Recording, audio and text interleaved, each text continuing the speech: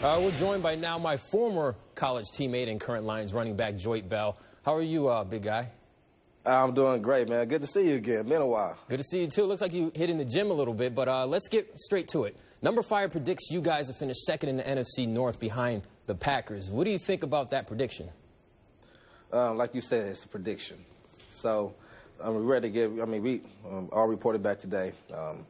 I actually reported back on Tuesday with the rookies. Actually, they're looking really, really well. And just ready to get back into it. As far as prediction and all that goes, I don't really get into it. Now, new head coach Jim Caldwell, he takes over now. You played for him when he was a member of the Colts. Well, what is it about Coach Caldwell that he has that can turn things around in Detroit? Just his knowledge of the game, his patience, his leadership, and know who he is as a coach. And, Caldwell is a coach that,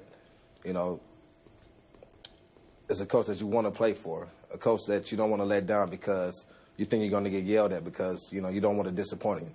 And I think once you get that kind of respect from your players, that it brings out the best in them. Now, a guy who plays really well on the defensive side is Ndamukong Suh. He reported for camp despite not signing a new contract. How important is he to your team? Look at his numbers. He's crucial to this team. And as far as contract goes, I'm not going to get into it because I don't know anything about it. But he's definitely a big factor on our defensive line. Now, you and Reggie Bush, to get on the running back side of things, you're part of the game, became the first running back duo in NFL history to each record at least 500 yards rushing and 500 yards receiving. I'm bragging about you now, Joique. Describe the relationship, though, you two guys have that makes you guys so special in the field. I think it starts in practice and our competitiveness during practice, pushing each other. And, it's always a competition, whether it's in the weight room, whether it's on the field, and I think it was that kind of kept us going throughout the season. And, we kind of fed off each other during the season. So whenever he did well, I wanted to do well.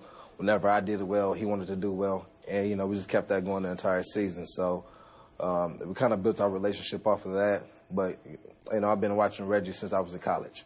And, probably one of my favorite running backs to ever come out of college. And I guess we have that certain respect for each other to make us want to push each other even more.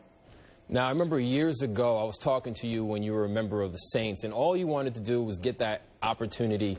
And then finally you get to Detroit, and now you sign a new 3-year, $9.3 million contract. What was the journey like to get to where you are today? That sounded good. But the journey, the journey was a long journey. It was a long journey from team to team, from Buffalo to the Eagles to the Colts, back to the Eagles to the Saints. Then I finally made it back home. And the thing about the NFL, you have to keep a confidence in yourself. You can never lose that confidence.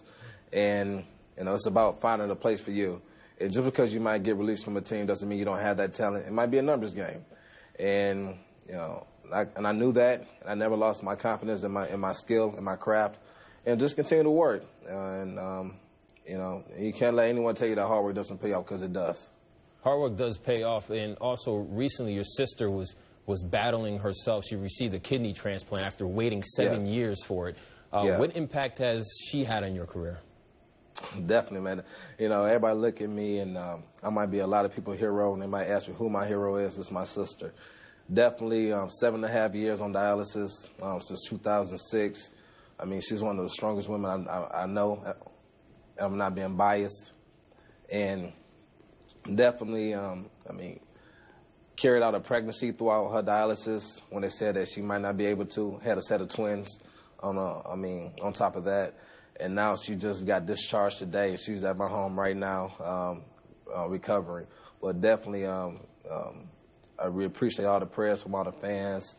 And she's pulling through, so definitely a blessing.